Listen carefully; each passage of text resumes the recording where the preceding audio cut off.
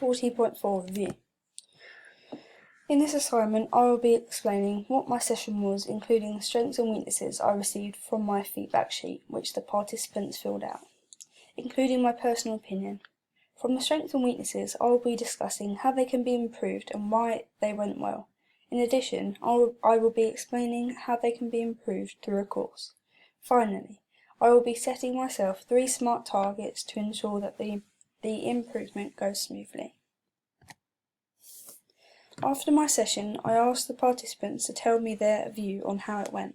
I asked them to give me one strength and one weakness about my session. Through this, I found that I was good at controlling the group, ensuring that they were listening and taking part. I was able to adapt to people's needs. For example, a participant had a knee injury, so for an activity involving squat jumps, I asked them to do press-ups instead. I was able to adapt to their strengths because some were stronger than others, so I offered lighter weights. And finally, I found that I had a clear and precise coaching points, which were used during the session, which everyone understood and saw connections to. However, on the other hand, I had weaknesses, and they were said to be eye contact, because I didn't make eye contact with the participants when I was explaining the activity, which made them feel a little less engaged when I was explaining, as if I wasn't explaining it to them. Another weakness was my confidence, which in the way that I presented my activities, because I wasn't making eye contact and I wasn't very loud. Either my posture was in a slightly closed position. After looking back on my session, I had a small list of my own strengths and weaknesses, which I feel I could have worked on. My first strength was my planning for the session, because I had planned everything out, ensuring that the right equipment was available and everything was timed out, ensuring that there wasn't any gaps for the participants to get bored, and making sure that they were kept busy. However, with that said, when actually leading the session came around, I wasn't very organised because I hadn't set up properly and I was missing equipment. I was also finding myself misplacing the actual participants and losing track of what I was doing, which made the participants feel a little annoyed and unmotivated.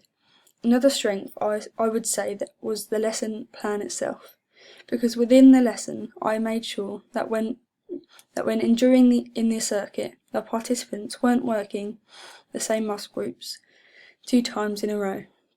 For example, I avoided doing activities such as press-ups and biceps one after the other, whereas I made sure it went from one muscle group to the next. For example, biceps to squat jumps.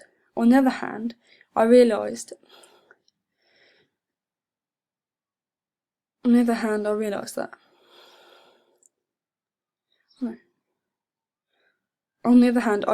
that I was lacking motivation because although I was saying well done guys and good job, the tone of my voice wasn't motivated and wasn't encouraging towards the participants, decreasing their level of motivation to do the activities.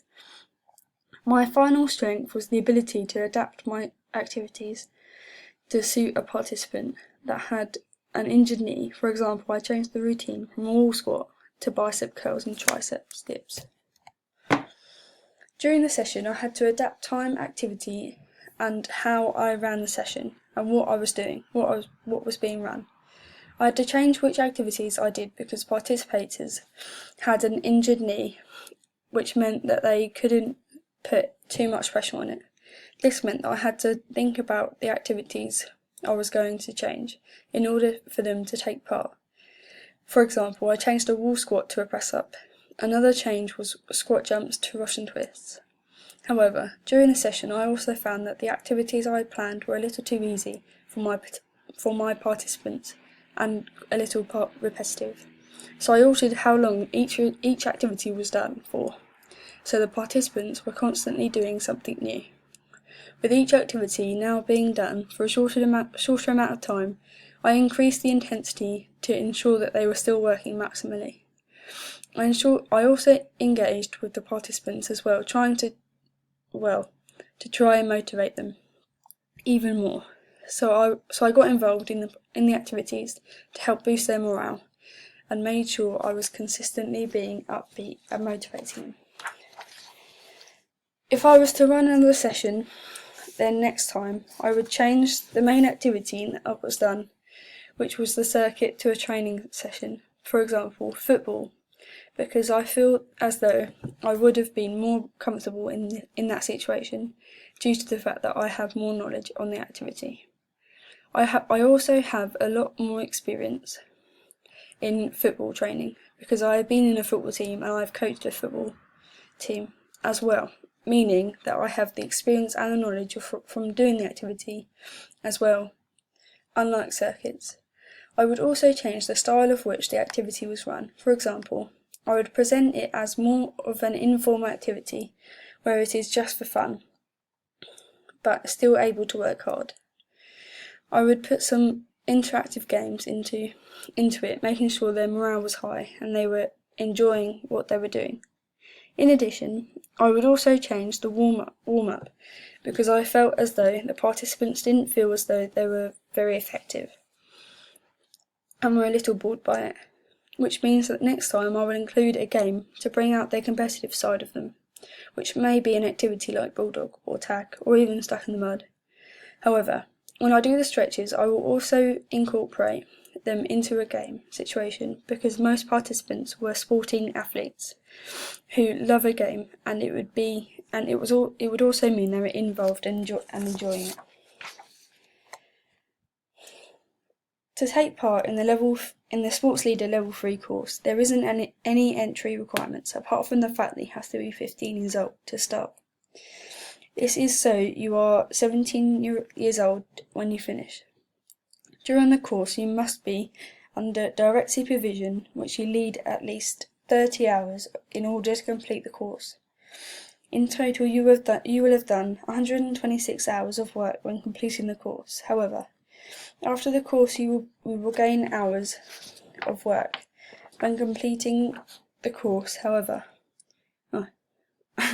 after the course you will gain 216 UCAS points and will be under direct supervision if you are indirect supervision if you are 17, and when you are 18 it is independent.